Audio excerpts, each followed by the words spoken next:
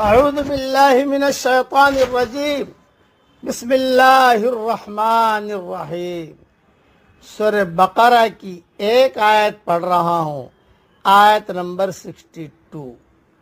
ان الذین آمنوا والذین ہادوا والصابئین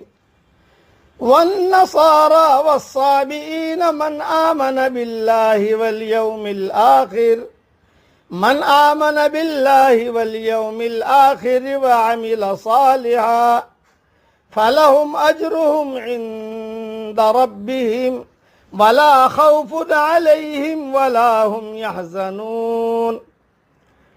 بے شک جو لوگ مسلمان ہوئے اور جو لوگ یہودی ہوئے اور نصارہ اور صابی، ان میں سے جو شخص ایمان